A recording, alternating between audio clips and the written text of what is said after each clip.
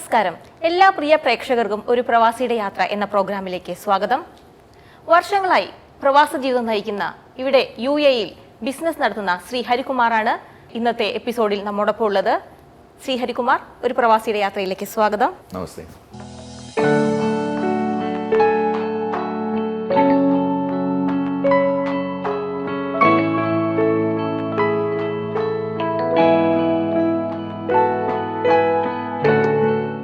Sir, എത്ര നാളായി ഈ പ്രവാസ ജീവിതം ആരംഭിച്ചിട്ട്? ഏറെക്കുറെ 34 വർഷമായിട്ട് ഞാൻ പ്രവാസവാസം നടത്തുന്ന ഒരാളാണ്. 34 വർഷമായി പ്രവാസ ജീവിതം നയിച്ചിട്ട്. ആദ്യമേ തന്നെ UAE-യിലായിരുന്നോ അതോ മറ്റേതെങ്കിലും രാഷ്ട്രം? ഞാൻ 20 വർഷത്തോളം സൗദി അറേബ്യയിൽ ജോലി ചെയ്തതിനു ശേഷം ഇവിടെ ദുബൈയിലെത്തിയതാണ്. ജോലിയായിരുന്നു സൗദി അറേബ്യയിൽ ഞാൻ ജോലിയായിരുന്നു. എന്ത് ജോലിയായിരുന്നു? ഞാൻ ഈ അലുമിനിയം എക്സ്ട്രൂഷൻ ഫീൽഡിൽ ക്വാളിറ്റി കൺട്രോൾ മാനേജറായിട്ട് ജോലി ചെയ്തിട്ട് വളരെ ലോവർ ലെവലിൽ നിന്ന് എക്സ്പീരിയൻസ് ഗെയിൻ ചെയ്ത് വന്ന് ഒരു ക്വാളിറ്റി കൺട്രോൾ മാനേജറായിട്ട് വലിപ്കോ എന്ന് പറയുന്ന ഒരു കമ്പനിയിൽ ജോലി ചെയ്തതിന് ശേഷം അവിടെ വിട്ടിട്ടാണ് ഇവിടെ വന്നത്. ഇവിടെ ദുബായ് ഇൻവെസ്റ്റ്മെൻറ്റിൻ്റെ കീഴിലുള്ള ഒരു എമിറേറ്റ്സ് എക്സ്ട്രൂഷൻ എന്ന് പറയുന്ന അജ്മാനിലുള്ള ഒരു ഫാക്ടറിയുടെ മാനേജറായിട്ട് ജോലി ചെയ്തു. അവിടെ നിന്നാണ് ഇപ്പോഴത്തെ എൻ്റെ ഈ സെറ്റപ്പ് ഓഫ് ബിസിനസ് ഞാൻ അൽഹമാദ് കോൺട്രാക്ടിൻ്റെ ചെയർമാനായ നഷത്ത് എന്ന് പറയുന്ന ആളുമായിട്ട് ചേർന്ന് ഡെവലപ്പ് ചെയ്തെടുത്തത്. എത്ര വർഷം ബിസിനസ് സ്റ്റാർട്ട് ചെയ്തിട്ട്? ഇപ്പോൾ ബിസിനസ് സ്റ്റാർട്ട് ചെയ്തിട്ട് ഏറെക്കുറെ 9 കൊല്ലമായി. ഒരുപാട് വർഷം, 34 വർഷത്തോളമായി സർ ഈ പ്രവാസ ജീവിതം ആരംഭിച്ചിട്ട്. ഈ പ്രവാസ ജീവിതത്തിലെ സാറിൻ്റെ അനുഭവങ്ങൾ ഒന്ന് ഞങ്ങളുടെ പ്രേക്ഷകരുമായിട്ട് പങ്കുവയ്ക്കാമോ? ഒരുപാട് സ്ട്രഗിൾ ചെയ്തിട്ടായിരിക്കുമല്ലോ തീർച്ചയായും ഈ ഒരു ലെവലിൽ എത്തിച്ചേർന്നത്. ബിസിനസ് ഫീൽഡ് ഞാൻ വലുതായിട്ട് സ്ട്രഗിൾ ഒന്നും ചെയ്തിട്ടില്ല. ഓഫ് കോഴ്സ് എൻ്റെ ജീവിതത്തിൽ ഒത്തിരി സ്ട്രഗിളിംഗ് ഉണ്ടായിട്ടുണ്ട്. എന്നാൽ തന്നെ ഞാനൊരു ബിസിനസ് സ്വന്തമായി ഒരു സെറ്റപ്പ് സ്വന്തമായി ചെയ്തു തുടങ്ങിയ ശേഷം അങ്ങനെ വലിയ സ്ട്രഗിൾസ് ഒന്നും എൻ്റെ ജീവിതത്തിൽ ഉണ്ടായിട്ടില്ല. പക്ഷേ സാധാരണ ബിസിനസ്സിനുണ്ടാകുന്ന ടെൻഷൻസും സ്ട്രെസ്സും ഒക്കെ ഡെഫിനറ്റ്ലി എല്ലാവർക്കും ഉള്ളതുപോലെ നമുക്കുണ്ട്. പക്ഷേ ഈ ബിസിനസ് ഇങ്ങനെ രീതിയിൽ ഡെവലപ്പ് ചെയ്തെടുക്കാൻ വേണ്ടി ഒത്തിരി നമ്മളെ സഹായിച്ച ആൾക്കാരുണ്ട്. എൻ്റെ കൂടെ നേരത്തെ പരിചയമുള്ള എൻ്റെ ഫ്രണ്ട്സ് ആണെങ്കിലും അവരെല്ലാം നമുക്ക് ഓർഡർ തരാനായിട്ടും നമ്മുടെ കൂടെ വർക്ക് ചെയ്യാനും ഒക്കെ തയ്യാറായിട്ടുള്ള ഒത്തിരി നല്ല സുഹൃത്തുക്കളുടെ സഹായം നമുക്കുണ്ടായിട്ടുണ്ട്. പിന്നെ ഒരു ഗ്രൂപ്പ് ഓഫ് ഗുഡ് ടീം, നല്ല എക്സ്പീരിയൻസ്, എൻ്റെ തന്നെ ട്രെയിനിങ്ങിൽ തന്നെ വളർന്നു വന്നിട്ടുള്ള ഒരു നല്ല മാനേജ്മെൻറ്റ് ടീം എൻ്റെ കൂടെയുണ്ട്. അവരുടെ എല്ലാം കൂടെ ഒരു കൂട്ടായ്മയാണ് ഞങ്ങളിപ്പോൾ ഇങ്ങനെ പോകുന്നത്. ആ ഒരു ബിസിനസിനെ കുറിച്ച് പറയാമോ സാറിൻ്റെ? ഞങ്ങൾ mainly we are doing aluminium extrusion. അതായത് ഈ നമ്മുടെ നാട്ടിലാണെങ്കിലും ഇവിടെയൊക്കെ ആണെങ്കിലും ഇപ്പം മാക്സിമം നിങ്ങൾക്ക് കാണുന്ന എല്ലാ ബിൽഡിങ്ങുകളും അലുമിനിയം ഗ്ലാസും കൊണ്ട് മാത്രം ഉണ്ടാക്കിയിട്ടുള്ളത്. അതിൻ്റെ കാണാനുള്ള ഭംഗിയും അതിനെ മെയിൻറ്റെയിൻ ചെയ്യാനുള്ള ഈസിനെസ്സും ഒക്കെയാണ് ഈ അലുമിനിയം ഗ്ലാസ് ഈ രീതിയിൽ ഡെവലപ്പ് ചെയ്യാനുള്ള ഒരു മെയിൻ കാരണം. അപ്പോൾ അലുമിനിയത്തിന് കണ്ടമാനം റിക്വയർമെൻ്റ് ഉണ്ട്. അലുമിനിയത്തിൻ്റെ ആപ്ലിക്കേഷൻസ് എന്ന് പറയുന്നത് there are lot of diversification, there are lot of applications. അപ്പം നമുക്ക് ഏത് രീതിയിലോട്ട് വേണമെങ്കിലും ഡൈവേർട്ട് ചെയ്ത് കൊണ്ടുപോകാൻ പറ്റുന്ന ഒരു ബിസിനസ് അലുമിനിയം ഇൻഡസ്ട്രി. അപ്പോൾ അതിൻ്റെ ഒരു നമ്മുടെ കോർ ബിസിനസ് എന്ന് പറയുന്ന അലുമിനിയം എക്സ്ട്രൂഷൻസ് എന്ന് പറയുന്നത് ഈ പ്രൊഫൈൽ മാനുഫാക്ചറിങ് ആണ്. ഈ ആർക്കിടെക്ചറൽ ഇൻഡസ്ട്രിയൽ ആപ്ലിക്കേഷനുള്ള അലുമിനിയം പ്രൊഫൈൽസിൻ്റെ മാനുഫാക്ചറിങ് ആണ് നമ്മുടെ കോർ ബിസിനസ്.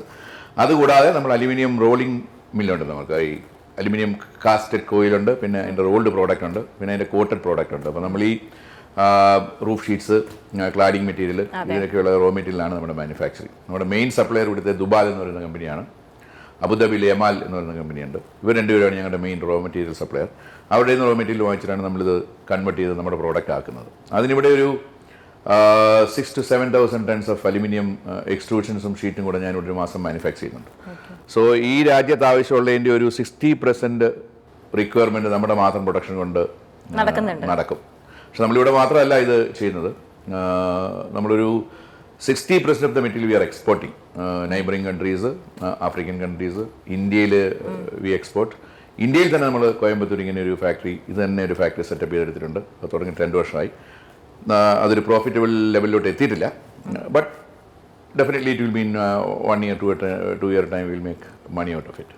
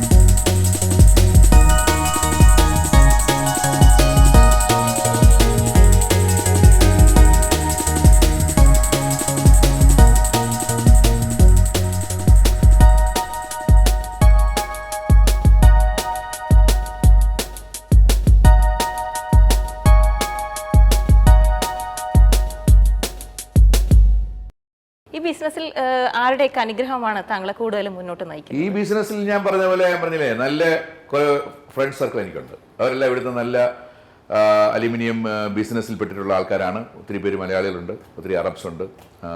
യൂറോപ്പിൽ ഞാൻ ഇതുവരെ എൻട്രി ചെയ്തിട്ടില്ല, അതിന് മാത്രമുള്ള കപ്പാസിറ്റി നമ്മുടെ ഇല്ല. I wanted to entry in European market. Again ഞാൻ എൻ്റെ കപ്പാസിറ്റി കൂട്ടണം. തൽക്കാലം അതിനുള്ളൊരു പരിപാടി ഇല്ല. സോ ബട്ട് ഈ ഏരിയയിലെല്ലാം നമ്മൾ വെൽ പോപ്പുലറാണ്. നല്ല ക്വാളിറ്റി പ്രോഡക്റ്റ് ആണ്. നല്ല രീതിയിൽ നമ്മൾ പ്രൈസ് ചെയ്യുന്നുണ്ട് മെറ്റീരിയലിന്. സോ നല്ല രീതിയിൽ ബിസിനസ് നന്നായിട്ട് പോകുന്നു. എവിടെയാണ് മാനുഫാക്ചറിംഗ് യൂണിറ്റ് എവിടെയുള്ളത്? നമുക്ക് ഇവിടെ തന്നെ 4 സ്ഥലത്ത് മാനുഫാക്ചറിംഗ് അലുമിനിയം എക്സ്ട്രൂഷൻസിൻ്റെ ഉണ്ട്. അതുകൂടെ അത് ഒന്ന് ദുബൈയിലാണ്, എൻ്റെ പേര് നെലസ്കോ. ഷാർജയിലുള്ള കമ്പനിയുടെ പേരാണ് അൽഹമാദ് ഇൻഡസ്ട്രിയൽ കമ്പനി. റാസൽ കമ്പനിയുള്ള കമ്പനിയാണ് എലീറ്റ് എക്സ്ട്രൂഷൻ. ജോർദാനിൽ നമ്മളൊരു എക്സ്ട്രൂഷൻ കമ്പനി ഇപ്പോൾ സെറ്റ് ചെയ്യുന്നുണ്ട്, അതിൻ്റെ പേര് ജോർദാൻ അലുമിനിയം എക്സ്ട്രൂഷൻ. ഇന്ത്യയിലുള്ള കോയമ്പത്തൂരുള്ള കമ്പനിയുടെ പേര് എലക്സ് അലുമിനിയം എക്സ്ട്രൂഷൻ. പിന്നെ ഗ്ലോബൽ പയനിയർ എന്ന് പറഞ്ഞിട്ട് നമുക്ക് ഒരു ഫാബ്രിക്കേഷൻ യൂണിറ്റ് ഉണ്ട്. പിന്നെ തെർമോസെറ്റ് എന്ന് പറയുന്ന അലുമിനിയം ഗ്യാസ്കറ്റ്സിൻ്റെ മാനുഫാക്ചറിംഗ് ഉണ്ട്. പിന്നെ എൻ്റെ വൈഫ് മാനേജ് ചെയ്യുന്ന ഒരു യുണൈറ്റഡ് പൗഡർ കോട്ടിംഗ് എന്ന് പറയുന്ന ഒരു പൗഡർ കോട്ടിംഗ് കമ്പനിയുണ്ട്. അങ്ങനെ അലുമിനിയത്തിൻ്റെ ഒരു സൂപ്പർ മാർക്കറ്റാണ് നമ്മൾ. അലുമിനിയത്തിൻ്റെ ആവശ്യമുള്ള ആൾക്കാർക്കെല്ലാം അവർക്ക് വേണ്ടുന്ന എല്ലാ സാധനങ്ങളും നമ്മൾ മാനുഫാക്ചർ ചെയ്യുന്നുണ്ട്. ബിസിനസ് എത്രത്തോളം നടക്കുന്നുണ്ട്? 60% ആവശ്യമുള്ളത് ഇവിടെ നടക്കുന്നുണ്ടെന്ന് പറഞ്ഞു കഴിഞ്ഞല്ലോ. എൻ്റെ മാത്രം കപ്പാസിറ്റി കൊണ്ട് ഈ രാജ്യത്തിന്റെ 60% ഓഫ് റിക്വയർമെന്റ് കവർ ചെയ്യാൻ പറ്റും. പക്ഷെ നമ്മളിവിടെ മാത്രമല്ല വിൽക്കുന്നത്, ഇവിടെ എനിക്ക് നല്ല കോമ്പറ്റീറ്റേഴ്സ് ഉണ്ട്. ആ കോമ്പറ്റീഷനെ കുറിച്ചൊക്കെ ഒന്ന് പറയാമോ? കോമ്പറ്റീഷൻ വളരെ ടഫാണ്. ഇവിടുത്തെ ഒരു മെയിൻ പ്രോബ്ലം എന്ന് പറയുന്നത് ഇൻഡസ്ട്രിയുടെ ഇമ്പോർട്ടൻസ് അറിയാൻ മേലാതെ ഇൻഡസ്ട്രിയിൽ വന്ന് വിടുന്ന ഒത്തിരി ആൾക്കാരുണ്ട്. അത് ഒരാൾ കാണിക്കുന്നത് കണ്ടുകൊണ്ട് അവിടുന്ന് കാണുന്ന ലാഭങ്ങളും അതിന്റെ പോക്കും കണ്ടുകൊണ്ട് അത് പാരലായിട്ട് തുടങ്ങുക. അതിനെക്കുറിച്ച് ശരിയായ വിവരങ്ങളില്ലാതെ കമ്പനി തുടങ്ങുക, ശരിയായ മാനേജ്മെന്റ് ഇല്ലാതെ കൊണ്ടുപോകുക, ടോപ്പിലിരിക്കുന്ന ഇൻവെസ്റ്റേഴ്സ് ഒന്നും ഇതിനകത്ത് ഇൻവോൾവ് ആകാതിരിക്കുക, മാനേജേഴ്സിന്റെ ഡിപ്പെൻഡ് ചെയ്ത് കൊണ്ടുപോകുക. അവരുടെ ഈഗോ ക്ലാഷ് വലിയ രീതിയിൽ ഇതിനെ ബാധിച്ചിട്ടുണ്ട്. ആരാണ് വരുന്നതെന്ന് കാണിക്കാൻ വേണ്ടി ഈ ഇൻവെസ്റ്റേഴ്സിനെ കൊണ്ട് കണ്ടവാനും ഫണ്ട് ഇൻവെസ്റ്റ് ചെയ്തിട്ട് നേരാമണ്ണം ഓടാത്ത ഒത്തിരി കമ്പനികളിവിടെ ഉണ്ട്. അതിനെയൊക്കെ കണ്ടിട്ടാണ് നമ്മൾ നമ്മുടേതായ ഒരു കറക്ഷൻസ് ഒക്കെ നടത്തി നമ്മളിങ്ങനെ മുമ്പോട്ട് പോകുന്നത്. ഞാൻ എല്ലാ കമ്പനികളിലും എല്ലാ ദിവസവും വിസിറ്റ് ചെയ്യുന്ന ആളാണ്. അല്ലാത്ത നമുക്ക് നമ്മുടെ രീതിയിലോട്ട് ഇതിനെ കൊണ്ടുവരാൻ പറ്റത്തില്ല. സോ നമുക്ക് നമ്മുടെ ഒരു മാനേജ്മെന്റ് സിസ്റ്റം ഉണ്ട്. എപ്പോഴും എൻ്റെ അഭിപ്രായം പറയുകയാണെങ്കിൽ നമ്മുടെ കണ്ണെത്താത്തിടത്ത് അതിൻ്റെതായ വീക്ക്നെസ് ഉണ്ടാവും. അപ്പോൾ നമ്മൾ ഏത് ബിസിനസ് ചെയ്താലും അതിൻ്റെ റൂട്ട് കോസ് അനാലിസിസ്, അത് ലാഭമാണെങ്കിലും ശരി നഷ്ടമാണെങ്കിലും ശരി, കൂടുതൽ ലാഭം ഉണ്ടായാലും അപകടമാണ്, കൂടുതൽ നഷ്ടമുണ്ടായാലും അപകടമാണ്. അപ്പോൾ അതിൻ്റെ ഇൻ ബിറ്റ്വീൻ ഒരു റേഷ്യോയിൽ നമ്മൾ മുമ്പോട്ട് പോയെങ്കിൽ മാത്രമേ നമ്മുടെ ഇൻഡസ്ട്രി നേരമണ്ണം പോവുള്ളൂ.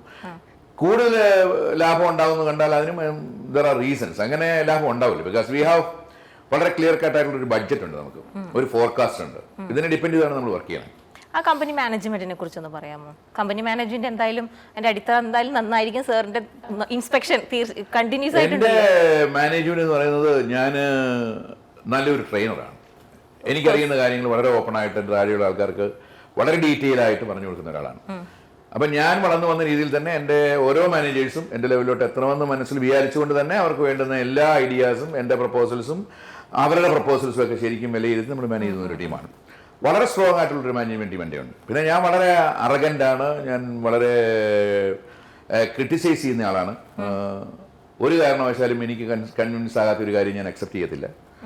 എൻ്റെ പണി എനിക്ക് നന്നായിട്ട് അറിയാം, എൻ്റെ പ്രോഡക്റ്റ് എന്താണെന്ന് എനിക്ക് നന്നായിട്ട് അറിയാം. അതെങ്ങനെ ആ ലെവലിൽ എത്തിക്കണമെന്ന് എനിക്ക് ടെക്നിക്കലി എനിക്കുള്ള എക്സ്പീരിയൻസ് ഉണ്ട്. അപ്പം വളരെ ഈസി ആയിട്ടൊന്നും എന്നെ ഒരു ബ്ലഫ് ചെയ്തിട്ടൊന്നും ഒരു മാനേജർക്ക് എന്നോട് നിൽക്കാൻ പറ്റില്ല. So I am very deep in the issue. എൻ്റെ ഇൻവെസ്റ്റിഗേഷൻ സ്റ്റൈൽ ഓഫ് മാനേജ്മെൻ്റ് ആണ് എൻ്റേത്. ഞാൻ എല്ലാ കാര്യങ്ങളും വളരെ ക്ലിയർ ആയിട്ട് ഇൻവെസ്റ്റിഗേറ്റ് ചെയ്യുന്ന ആളാണ്. അപ്പോൾ അതിനെല്ലാം ആൻസർ ചെയ്യാൻ എൻ്റെ മാനേജർമാർ ബാധ്യസ്ഥരാണ്. എനിക്ക് പ്രോപ്പറായിട്ടുള്ള ആൻസർ കിട്ടിയില്ലെങ്കിൽ ഞാൻ വെറുതെ ഇരിക്കുകയില്ല. Till I am getting the proper answer I will just dig and dig and dig. അതുപോലെയുള്ള നല്ല മാനേജേഴ്സ് ആണ് എൻ്റെ കൂടെ ഇപ്പം ദൈവാധീനം കൊണ്ട് എൻ്റെ കൂടെയുള്ള മാനേജേഴ്സ് എല്ലാം കഴിഞ്ഞ ഒരു 10-12 കൊല്ലമായിട്ട് എൻ്റെ കൂടെ ജോലി ചെയ്ത് എനിക്ക് എന്താണ് വേണ്ടത്, എനിക്ക് ഏത് രീതിയിലാണ് ഒരു കാര്യം പ്രസന്റ് ചെയ്യേണ്ടത് എന്ന് ശരിക്കും മനസ്സിലാക്കി എൻ്റെ കൂടെ വർക്ക് ചെയ്യുന്ന ആൾക്കാരാണ്. ആദ്യകാലങ്ങളിൽ കുറെ ആൾക്കാർ പെട്ടെന്ന് വിട്ടുപോകുമായിരുന്നു. എന്റെ ആറ്റിറ്റ്യൂഡ് അക്സെപ്റ്റ് ചെയ്യാൻ പറ്റാതെ കണ്ടമാനം പേപ്പർ വർക്ക് ചെയ്യിക്കുന്ന ഒരാളാണ് ഞാൻ. എനിക്ക് ഒരു കാര്യങ്ങളും വെർബൽ കമ്മ്യൂണിക്കേഷൻ ഇഷ്ടമുള്ള ഒരാളല്ല. So everything should be in writing. അത് നാളെ അപ്പോൾ എൻ്റെ കൂടെ ജോലി ചെയ്യുന്ന മാനേജർമാർക്കൊക്കെ ഉള്ള ഒരു കംപ്ലൈന്റ് എന്ന് പറയുന്നത് സോ ടഫ് ഡോക്യുമെന്റേഷൻ. ഡോക്യുമെന്റേഷന്റെ ടഫ്നെസ് ഏത് മാനേജർക്കും കുറച്ച് കഴിയുന്ന കാര്യം മനസ്സിലാവും എന്താണ് എൻ്റെ ഗുണം എന്നുള്ളത്. ഇപ്പം നമ്മളൊരു കാര്യം പറയാത്ത കാര്യം ഒരാൾ പറഞ്ഞെന്ന് പറഞ്ഞാൽ നമുക്ക് അതിന് റെക്കോർഡുണ്ട്, പറഞ്ഞ കാര്യം പറഞ്ഞില്ല എന്ന് പറഞ്ഞാൽ നമുക്ക് അതിന് റെക്കോർഡുണ്ട്. Okay, so it is very easy to analyse the situation, then we can easily understand എവിടെയാണ് മിസ്റ്റേക്ക് സംഭവിച്ചിരിക്കുന്നത്. എൻ്റെ കമ്പനിയുടെ കംപ്ലീറ്റ് LPO സൈൻ ചെയ്യുന്നത് ഞാൻ തന്നെയാണ്. I have a group purchase manager, have so many purchase officers. എന്നാൽ തന്നെ LPO സൈൻ ചെയ്യുന്നത് ഞാനാണ്. ഇപ്പോൾ എൻ്റെ ഞങ്ങളുടെ ഈ ഓപ്പറേഷൻ തുടങ്ങിയതിനു ശേഷം 9ാമത്തെ കൊല്ലം, ഇത് 10ാമത്തെ anniversary we are going to celebrate. ഈ വർഷമാണ് ഞാൻ എൻ്റെ പർച്ചേസ് മാനേജർക്ക് ഇൻഡിപെൻഡൻ്റ് ആയിട്ട് റെസ്പോൺസിബിലിറ്റി കൊടുത്ത് you are the one signing the purchase order. അപ്പോൾ അവർക്ക് കൂടുതൽ ടെൻഷനായി. ടെൻഷൻ കൂടും. അവർ പറയുന്നത് ഇതുവരെയൊക്കെ എന്തെങ്കിലും പ്രോബ്ലം ഉണ്ടെങ്കിൽ ഞാൻ സൈൻ ചെയ്യുമ്പോൾ I am taking the responsibility. Now I started diversify the responsibility to the people. ഒരു ലെവലിലൂടെ താന്ന് ആൾക്കാർ ചെയ്യട്ടെ എന്നുള്ള രീതിയിലോട്ടൊരു കോൺസെപ്റ്റ് വരുന്നുണ്ട്. I think that also will be A successful idea. സ്ഥാപനത്തിലെ ജോലിക്കാരല്ലേ അവരെല്ലാം മലയാളികളാണോ അതോ മൊത്തം ഏതൊക്കെ രാജ്യക്കാരാണ്? 1200ഓളം അപ്രോക്സിമേറ്റ്ലി 1200ഓളം വർക്കേഴ്സ് ആണ് ഉള്ളത്, എല്ലാം മാനേജ്മെന്റ് സ്റ്റാഫ് ഉൾപ്പെടെ. അതിനകത്തൊരു 900 പേരും മലയാളികളാണ്. അത് മിക്കവാറും ഒക്കെ എന്റെ നാട്ടുകാരാണ്. സ്വന്തം നാട്ടുകാരെ ഹെൽപ്പ് ചെയ്യുന്നു. എന്റെ സ്വന്തം നാട്ടുകാർ തന്നെയാണ്. ജോലിയിൽ നിന്നാണ് ബിസിനസ്സിലേക്ക് വന്നത്. 9 വർഷമായെന്ന് പറഞ്ഞു. ഈ മേഖലയായിട്ട് നല്ല ബന്ധമുണ്ട്. പക്ഷെ എങ്കിൽ പോലും ആ ഒരു ജോലി എത്രത്തോളം ഒരു ബിസിനസ് തുടങ്ങുന്നതിന് ഹെൽപ്പ് ചെയ്തു? അന്നത്തെ ജോലി, ആ ഒരു സ്റ്റാർട്ടിംഗ് സ്റ്റേജ്. ഞാൻ ജോലി ചെയ്ത സ്ഥാപനമാണ് എൻ്റെ യൂണിവേഴ്സിറ്റി. അതെ. അപ്പോൾ അവിടുത്തെ ഈച്ച് ആൻഡ് എവരി ആക്ടിവിറ്റീസിലും ഞാൻ 21ാമത്തെ വയസ്സിൽ അലുമിനിയം ഇൻഡസ്ട്രിയിൽ കയറിയ ഒരാളാണ്. അപ്പം മുതൽ ഞാൻ എല്ലാ ഡിപ്പാർട്ട്മെന്റിലും കയറി ഇറങ്ങുകയും അവിടുത്തെ കാര്യങ്ങൾ എന്താണെന്ന് മനസ്സിലാക്കുകയും. ഇപ്പോൾ എനിക്കിപ്പോൾ ഒരു പെരുന്നാളിൻ്റെ ഒരു 5 ദിവസം അവധി കിട്ടിയാൽ ഞാൻ 5 ദിവസം മെയിൻ്റനൻസ് ഡിപ്പാർട്ട്മെൻറ്റിൻ്റെ കൂടെ പോയി അവരോട് ചോദിച്ചിട്ട് അവരുടെ കൂടെ നിന്ന് അവരെ മെയിൻ്റനൻസ് ചെയ്യുന്ന സമയത്ത് അവരുടെ കൂടെ നിന്ന് ഞാൻ ഓവർ ടൈം വാങ്ങിച്ചുകൊണ്ട് ഞാൻ അവിടെ നിന്ന് പണി ചെയ്ത് മെയിൻ്റനൻസ് എന്താണ്, അല്ലെങ്കിൽ അവരെന്തൊക്കെയാണ് ചെയ്യുന്ന ഒരു മെഷീനറിൽ ഏതൊക്കെ ടൈപ്പ് ബ്രേക്ക് ഡൗൺസ് വരാം, അതിനെ എങ്ങനെയാണ് അവർ റിപ്പയർ ചെയ്തെടുക്കുന്നത് അല്ലെങ്കിൽ കറക്റ്റ് ചെയ്തെടുക്കുന്നുള്ളത് ഞാൻ നോട്ടീസ് ചെയ്ത് പഠിച്ച് അവരുടെ കൂടെ നിന്ന് വന്നിട്ടുള്ള ആളാണ്. ശരിക്കും ഹാർഡ് വർക്ക് ചെയ്തിട്ടുണ്ടായിരുന്നു. I am very much workaholic. എനിക്ക് എൻ്റെ തൊഴിലാണ് ഏറ്റവും ഇമ്പോർട്ടൻറ്റ്. അപ്പോൾ ആ ഒരു രീതിയിലാണ് നമ്മൾ എല്ലാ കാര്യങ്ങളും എല്ലാ ഡിപ്പാർട്ട്മെന്റുകളിലും പോയി ഇൻവോൾവ് ആയി. നമ്മുടെ ഫ്രണ്ട്സ് ആണെങ്കിലും നമ്മുടെ ആ കമ്പനിക്ക് കൊടുത്തിലുള്ള നമ്മുടെ ആ പ്രായത്തിലുള്ളവരും അല്ലെ നമ്മളെക്കാൾ എപ്പോഴും എൻ്റെ ഫ്രണ്ട്സ് പറഞ്ഞാൽ എന്നെക്കാൾ ഒരു 8 വയസ്സിന് സീനിയർ ആയിട്ടുള്ള ആൾക്കാരില്ല, 10 വയസ്സ് സീനിയർ ആൾക്കാരാണ് എൻ്റെ ഫ്രണ്ട്സ്. ഇപ്പോഴും അതെ, അന്നും അതെ. അല്ല, ഓട്ടോമാറ്റിക്കലി എന്ന് പറയാൻ പറ്റത്തില്ല. I M selecting that type of people. കാര്യം അതുകൊണ്ട് നമുക്ക് ഒത്തിരി അഡ്വാൻറ്റേജ് ഉണ്ട്. അവർ നമ്മളെപ്പോഴും ഗൈഡ് ചെയ്യും, നല്ല രീതിയിൽ ഗൈഡ് ചെയ്യും. നമ്മളെക്കാൾ ഒരു ജ്യേഷ്ഠന്റെ സ്ഥാനത്ത് നിന്ന് അല്ലെങ്കിൽ അമ്മാവന്റെ സ്ഥാനത്ത് നിന്ന് നമ്മളവരെ തീർച്ചയായിട്ടും നമ്മൾ അവരുടെ അറ്റാച്ച്മെന്റ് കാരണം ഡെഫിനറ്റ്ലി അവരെപ്പോഴും നമ്മളെക്കാൾ സീനിയർ ആയിരിക്കും. പൊസിഷൻ വൈസും എക്സ്പീരിയൻസ് വൈസും നോളജ് വൈസും ഒക്കെ അവർ നമ്മളെക്കാൾ സീനിയർ ആയിരിക്കും. അവരെപ്പോഴും നമ്മളെ നല്ല രീതിയിലേക്ക് ഗൈഡ് ചെയ്യുള്ളൂ. നേരെ വെച്ച് നമ്മുടെ ലെവലിലോ നമ്മുടെ താഴെയുള്ള ലെവലിലുള്ള ആൾക്കാരെന്ന് പറയുമ്പോൾ അവർ നമ്മളെ പാർഷ്യലി മിസ്ഗൈഡിങ് ചെയ്യും. അപ്പം നമ്മൾ ആ ഒരു രീതിയിൽ പോകാതെ ഒരു നല്ല പെർഫെക്ഷനോട് കൂടി നമ്മുടെ പ്രൊഫഷണലിസം കൊണ്ടു നടക്കാൻ എനിക്ക് പറ്റിയിട്ടുണ്ട്. അതുകൊണ്ട്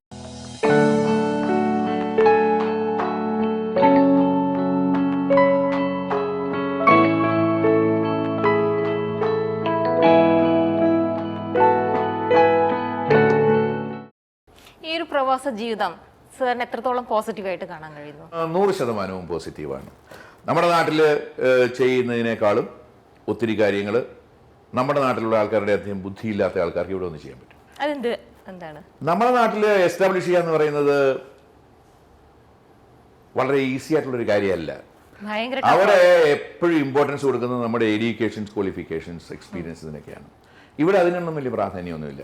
എനിക്ക് ഈ ക്വാളിഫിക്കേഷനൊന്നും വലിയ വിശ്വാസമൊന്നുള്ള ആളല്ല. ഇവിടെയുള്ള ഏത് വലിയ ബിസിനസ്സുകാരെ എടുത്ത് നോക്കിയാൽ ഇവരൊന്നും അങ്ങനെ ഹൈലി ക്വാളിഫൈഡ് ഒന്നുമല്ല. പക്ഷെ അവരൊക്കെ വളരെ സിസ്റ്റമാറ്റിക്കായിട്ട് നമ്മുടെ നാട്ടിൽ നിന്ന് MBAയും അല്ലെങ്കിൽ ഏതെല്ലാം മാനേജ്മെന്റ് കോഴ്സും ഒക്കെ കഴിഞ്ഞ് വരുന്ന ഏത് ലെവലിലുള്ള ആൾക്കാരെക്കാളും വളരെ എഫക്റ്റീവായിട്ട് അവരുടെ സ്വന്തം ഫിലോസഫിയിൽ നല്ല രീതിയിൽ ബിസിനസ് കെട്ടിപ്പടുത്തി നല്ല രീതിയിൽ മാനേജ് ചെയ്ത് നല്ല പ്രോഫിറ്റ് ഉണ്ടാക്കുന്ന ആൾക്കാരാണ്. അപ്പം ഇപ്പം എന്റെ തന്നെ എക്സ്പീരിയൻസ് നോക്കി കഴിഞ്ഞാൽ അക്കാഡമിക് ലെവലിനകത്ത് വലിയ ഇമ്പോർട്ടൻസ് ഒന്നും ഞാൻ കാണുന്നില്ല. അപ്പൊ ഞാൻ പറയട്ടെ, നിങ്ങൾക്ക് ജീവിക്കാൻ അറിയാൻ മേലെ നിങ്ങൾ എന്ത് പഠിച്ചിട്ട് എന്താ കാര്യം? ഒരു കാര്യമില്ല. ഹൈ ലെവൽ ഹൈ ക്വാളിഫിക്കേഷൻ കഴിഞ്ഞ് ചുമ്മാ നടക്കുന്ന എത്ര എപ്പോഴും ഒരു മീഡിയം ലെവലിൽ ജീവിക്കുന്ന ആൾക്കാർ അല്ലെങ്കിൽ കുട്ടികളാണ്, അല്ലെങ്കിൽ ഒരു ബാക്ക് ബെഞ്ചിൽ ഇരിക്കുന്ന കുട്ടികളാണ് പലയിടത്തും ഷൈൻ ചെയ്യുന്നത് നമ്മൾ കാണുന്നത്. ബാക്കിയുള്ളവരൊക്കെ ഇങ്ങനെ പഠിച്ചു സുപ്പുഴുക്കളായിട്ട് ഇങ്ങനെ ഒരു തീരുമാനം എടുക്കാൻ അറിയാമല്ലാതെ ഒരു പ്രതിസന്ധിയെ തരണം ചെയ്യാൻ അറിയാമല്ലാതെ വളർന്നു വരുന്ന ഒരു തലമുറയെ കൊണ്ടുവരുന്നതിനേക്കാൾ കുറച്ച് സ്മാർട്ടായിട്ട് ഇച്ചിരി നമ്പർ 2 ഒക്കെ കാണിക്കുന്ന പിള്ളേരായിരിക്കും ജീവിതത്തിൽ വിജയിക്കുക എന്നാണ് എന്റെ വിശ്വാസം. ഞാൻ അങ്ങനെ ഒരാളായിരുന്നു. കുട്ടിക്കാലത്തെ കുറിച്ചൊന്ന് പറയാമോ? എന്റെ കുട്ടിക്കാലം എന്ന് പറയുന്നത് ഞാൻ ജനിച്ചു വളർന്ന അമ്പലപ്പുഴ എന്ന് പറയുന്ന സ്ഥലത്താണ്. അതിൽ നീർക്കുന്നം എന്ന് പറയുന്ന ഇപ്പോഴത്തെ പുതിയ ആലപ്പുഴ മെഡിക്കൽ കോളേജ് ഇരിക്കുന്ന സ്ഥലമാണ് എന്റെ ജനിച്ച സ്ഥലം. അവിടെ ഒരു സാധാരണ കുടുംബത്തിൽ ജനിച്ച ഒരാളാണ് ഞാൻ. എൻ്റെ അച്ഛനൊരു ട്രാൻസ്പോർട്ടിലെ ഒരു ഉദ്യോഗസ്ഥനായിരുന്നു. കുറച്ച് കൃഷിയും കാര്യങ്ങളൊക്കെ ആയിട്ട് ഞങ്ങൾ ഒരു തട്ടാരുപറമ്പ് എന്ന് പറയുന്ന ഒരു തറവാട്ടിലാണ് ഞാൻ ജനിച്ചത്. എൻ്റെ അമ്മ ഒരു പാവപ്പെട്ട ഹൗസ് വൈഫായിരുന്നു. എൻ്റെ അച്ഛൻ പറയുന്ന മാത്രം കേട്ട് ജീവിച്ചിരുന്ന ഒരു അമ്മ. പിന്നെ ഞങ്ങൾ 4 ആൺപിള്ളേരാണ്. അവർ പിന്നെ എൻ്റെ മൂത്ത ജ്യേഷ്ഠൻ എൻ്റെ കൂടെ തന്നെ സൗദിയിലായിരുന്നു. പുള്ളി ഇപ്പം is no more with us. എൻ്റെ രണ്ടാമത്തെ അനിയൻ എൻ്റെ കൂടെ തന്നെ ഇവിടെ എൻ്റെ ഒരു ഫാക്ടറിക്കകത്ത് ജോലി ചെയ്യുന്നു, ക്വാളിറ്റി കൺട്രോൾ ഇൻചാർജായിട്ട്. ഏറ്റവും ഇളയ അനിയൻ ഈ ആൾസോ പാസ്ഡ് അവേ. അവനും എൻ്റെ കൂടെ തന്നെ പുറത്തായിരുന്നു. ഈ was in Saudi with me. അത് കഴിഞ്ഞ് ഇവിടെ വന്ന് ഇപ്പോൾ എൻ്റെ വൈഫ് നോക്കുന്ന ഫാക്ടറി അവനാണ് നോക്കിക്കൊണ്ടിരുന്നത്. അവൻ മരിച്ചതിന് ശേഷമാണ് എൻ്റെ വൈഫ് അവിടെ പോകാൻ തുടങ്ങിയത്, യുണൈറ്റഡ് പൗഡർ കോട്ടിംഗ്. നാട്ടിൽ ഞങ്ങൾ ഇങ്ങനെ കുറേ വായനശാലകളും ക്ലബ്ബും ഒക്കെ ആയിട്ട് അടിച്ചു പൊളിച്ച് തന്നെ വളർന്നു വന്ന ഒരു ടീമാണ്. പക്ഷെ അവിടെ നീ ഒരു പ്രവാസ ജീവിതത്തിലേക്ക് നയിച്ചപ്പോൾ ശരിക്കും നമ്മുടെ നാട് മിസ് ചെയ്യുന്നതായിട്ടൊക്കെ ഫീൽ ചെയ്യുന്നുണ്ടോ? നാട് മിസ് ചെയ്യുന്നത് ഒരു കുറച്ച് കാലഘട്ടത്തേക്ക് മാത്രമേ ഉള്ളൂ. നമ്മൾ അവിടുന്ന് മാറി വേറൊരു രാജ്യത്ത് വരുമ്പോഴുണ്ടാകുന്ന ആ ചേഞ്ച്. പക്ഷേ ഞാൻ സൗദി അറേബ്യയിലേക്ക് വരുന്നത് വളരെ മോശം സിറ്റുവേഷനിലായിരുന്നു. എനിക്ക് ഓഫർ ചെയ്ത ജോലിയൊന്നുമില്ല കിട്ടിയത്. അപ്പൊ ഞാൻ ഒരു കമ്പനിയിൽ ഇലക്ട്രിക്കൽ സൂപ്പർവൈസറായിട്ട് റിക്രൂട്ട് ചെയ്ത ഒരാള് ബോംബെ എന്നൊരു ഏജന്റ് എന്നെ റിക്രൂട്ട് ചെയ്ത് സൗദിക്ക് വിടുന്നു. സൗദി വന്ന് ഞാൻ പെട്ട ഒരു കൺസ്ട്രക്ഷൻ കമ്പനിയിൽ നോർമൽ ലേബറിന്റെ പണിയെടുക്കേണ്ട ഒരു സിറ്റുവേഷനിലോട്ടാണ് എന്നെ ആദ്യം ഞാൻ എത്തിച്ചിരുന്നത്. അവിടെ നിന്നാണ് നമ്മൾ പിടിച്ച് ആ ജോലി വിട്ടിട്ട് വേറൊരു ജോലി ഈ അലിപ്കോ എന്ന് പറയുന്ന സ്ഥാപനത്തിൽ ജോലി ചെയ്തു. കുറച്ചു കാലം സീമെൻസിൽ ജോലി ചെയ്തു. അവിടെ നിന്നാണ് നമ്മളിങ്ങനെ സ്ലോലി പടിപടിയായിട്ട് ഉയർന്നിങ്ങനെ വരുന്നത്. അപ്പോൾ നമുക്ക് ഒരു മെയിൻ ഗുണം എന്താണെന്ന് വെച്ച് കഴിഞ്ഞാൽ ഒരു സാധാരണ വർക്കർക്ക് ഉണ്ടാകുന്ന ജീവിതത്തിലുണ്ടാകുന്ന ബുദ്ധിമുട്ടുകൾ അറിയാൻ പറ്റും. അതെ. അപ്പോൾ ഇപ്പൊ അന്നത്തെ എന്റെ ലെവലിലുള്ള എന്റെ ഫാക്ടറി ഒരാളിന്റെ വികാരം വളരെ ക്ലിയർ ആയിട്ട് എനിക്ക് മനസ്സിലാവും. ഫാമിലിയെ കുറിച്ചൊന്ന് പറയാമോ? എനിക്ക് എൻ്റെ ഭാര്യ കല, അവള് എൻ്റെ കൂടെ ഒരു സ്ഥാപനം ഇപ്പം നോക്കി നടത്തുന്നു. അവളുടെ കമ്പനിയുടെ പേര് യുണൈറ്റഡ് പൗഡർ കോട്ടിംഗ് കമ്പനി എന്നാണ്. അത് അമരിയ ഫ്രീ സോണിലാണ്. പിന്നെ എൻ്റെ 2 മക്കള് സൗമ്യ ഹരികുമാർ, അവള് BBS കഴിഞ്ഞിട്ട് ഇപ്പോൾ ഗൈനക്കോളജി സ്പെഷ്യലൈസ് ചെയ്യുന്നു മാംഗ്ലൂരിൽ. അവളുടെ ഹസ്ബൻഡ് ഒരു ഓർത്തോപീഡിക് സർജനാണ്. അയാളുടെ പേര് ജയകിഷൻ. അയാൾ തിരുവനന്തപുരം ഗോകുലം മെഡിക്കൽ കോളേജ് ജോലി ചെയ്യുന്നു.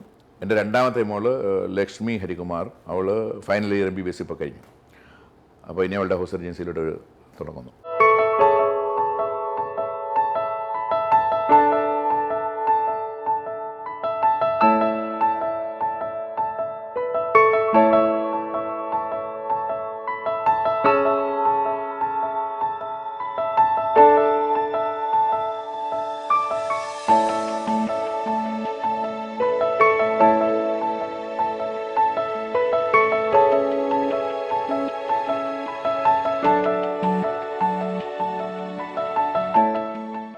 ഫ്രണ്ട്സ്, ഇന്ന് നമുക്ക് മറ്റൊരാളെ കൂടി പരിചയപ്പെടാം. ശ്രീ ഹരികുമാറിന്റെ വൈഫ് ഒരു വനിതാ സംരംഭക കൂടിയാണ് UAE-യിൽ. നമുക്ക് ശ്രീമതി കലയോട് സംസാരിക്കാം.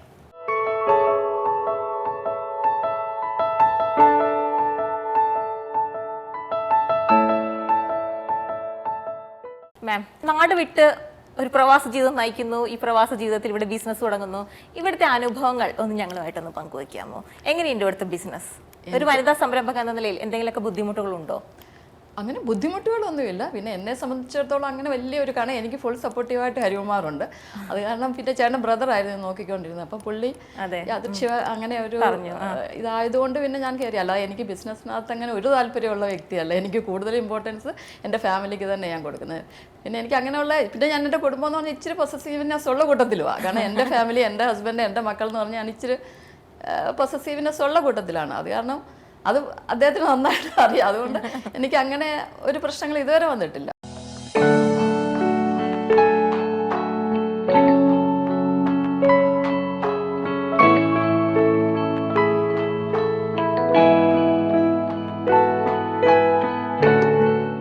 ഇനി സാർ കണ്ട മറ്റനുഭവങ്ങൾ എന്തെങ്കിലും പ്രവാസ ജീവിതത്തിൽ എന്തെങ്കിലും കൈപ്പേറിയ മറ്റെന്തെങ്കിലും അനുഭവങ്ങൾ ഉണ്ടായിട്ടുണ്ടോ? എനിക്ക് അങ്ങനെ പ്രവാസ ജീവിതത്തിൽ കൈപ്പേറിയ അനുഭവമൊന്നും ഉണ്ടായിട്ടില്ല.